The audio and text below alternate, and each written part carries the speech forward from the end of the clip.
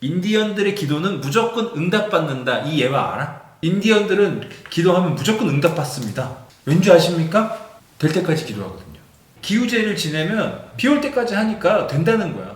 비는 언젠가 오겠지. 비는 언젠가 오니까 우리 기도가 응답됐다. 이렇게 말할 수 있냐는 거야.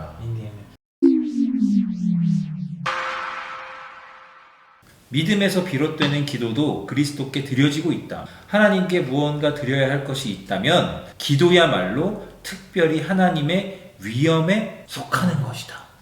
기도도 우리가 하나님께 드려야 할 것인 거야. 이게 얼마나 의미심장하니 이게? 기도도 우리가 하나님께 드려야 할 것이기 때문에 이건 특별히 하나님의 위엄, 하나님의 영광, 하나님의 위대하심에 속해 있다는 거야. 우리가 하나님께 기도하는 게. 자, 오늘날 우리가 기도할 때 이 기도의 의미는 대체로 어디에 있지? 기도의 목적과 의도, 의미는 어디에 있어? 주세요. 해주세요. 안 해주면 될 때까지 기도하라도 있지, 요즘에는. 그치? 될 때까지 기도하래. 인디언들의 기도는 무조건 응답받는다. 이 예화 알아? 이게 예화 사전에도 있고, 설교 예화 때 우리가 진짜 많이 들었어. 인디언들은 기도하면 무조건 응답받습니다. 왠지 아십니까? 될 때까지 기도하거든요. 기우제를 지내면 비 올 때까지 하니까 된다는 거야. 비는 언젠가 오겠지. 비는 언젠가 오니까 우리 기도가 응답됐다. 이렇게 말할 수 있냐는 거야.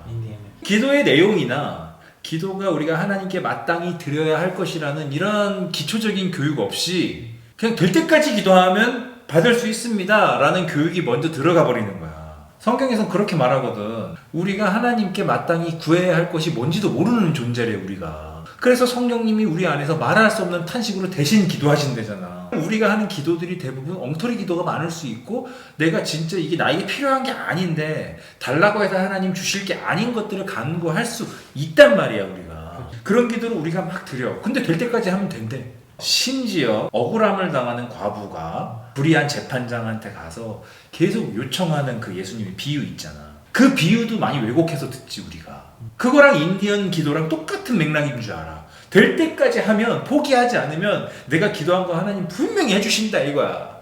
예수님이 그 불의한 재판관 비유 이야기를 할 때 전제를 붙이거든. 항상 기도하고 낭망치 말아야 할 것, 우리의 태도. 그리스도인, 하나님을 믿는 사람들의 태도를 말하는 거야. 항상 기도하고 낭망치 말아야 할 것을 비유로 말씀하신 거야.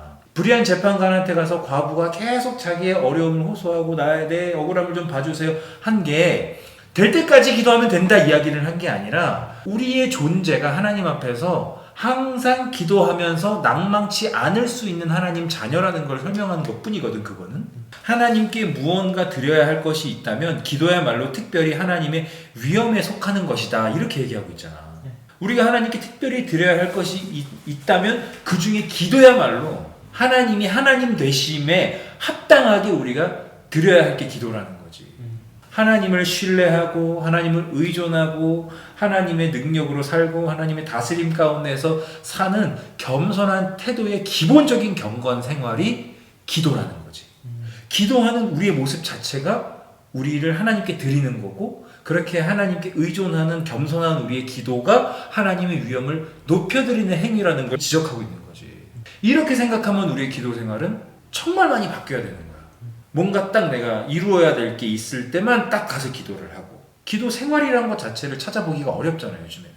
평소에 기도를 통해서 하나님의 위엄을 높여드리는, 기도를 하나님께 드린다는, 기도를 통해서 하나님을 높여드린다는 것 자체를 우리는 별로 생각을 안 해. 기도는 나한테 필요한 거라고 생각하는 거야. 기복신앙에서 자라난 우리의 기도 생활은 대부분 복주세요야. 그러다 보니까 그런 기도 하지 마세요 그러면 기도를 어떻게 해야 될지 사람들은 모른다는 거야. 그런 기도밖에 해본 적이 없으니까. 교회가 진짜 기도가 뭔지 가르쳐준 적이 없는 거야. 그래서 에스겔이 이래. 야, 내가 이렇게 다 해줄 거야. 하나님이 이렇게 다 해줄 거야. 근데도 니들은 나한테 기도해야 돼. 그럼 우리의 기복신앙의 개념에서는 이게 안 맞거든. 이미 주기로 하셨는데 왜 또 달라 그래? 하나님께 위엄을 드리는 행위인 거야, 기도가. 그러니까 하나님이 이미 해주시기로 약속을 딱 주셨다고 하더라도 그렇게 이루어지기를 우리는 기도하는 태도를 가져서 마땅히 드려야 할 하나님의 영광과 위엄을 높여드려야 된다는 거지, 기도를 통해서. 그게 진짜 찐 기도지, 찐 기도. 그러니까 성도가 하나님께 기도를 한다는 것이 우리의 일이 아니라 하나님의 일이야. 기도한다 할 때는 그냥 삼위일체 영광의 하나님께 우리가 기도를 하는 거야. 예수님도 기도할 때 아버지께 기도를 했잖아. 근데 진짜 중요한 건 예수님이 그렇게 기도하신 건 우리에게 기도의 모범을 보여주신 목적이 아주 강해. 네 뜻으로 기도하지 마라. 성령의 인도하심에 의해 기도해라. 아버지 하나님을 향하여 기도해라.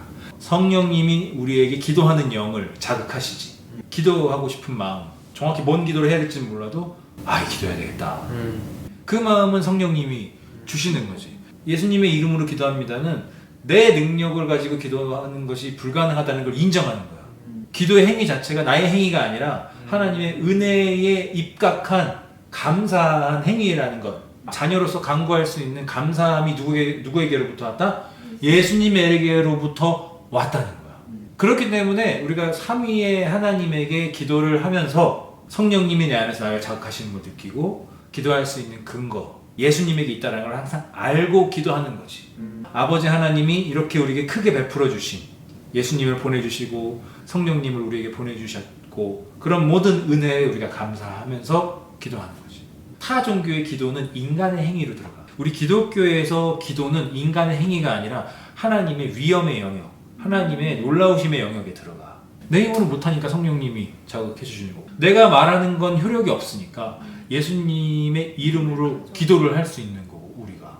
그래서 아버지 하나님의 항상 돌보시는 그 은혜 속에 우리가 삼위일체의 은혜 속에 들어가는 놀라운 행위, 인간이 하는 행위인데 이게 은혜 받을 수 있는 행위가 될 수 있는 게 기도거든. 이게 우리가 예배 드리는 것 자체가 구원의 증거인 거고, 기도를 한다는 것 자체가 내가 하나님의 자녀로 오늘도 살고 있다는 증거야 이거.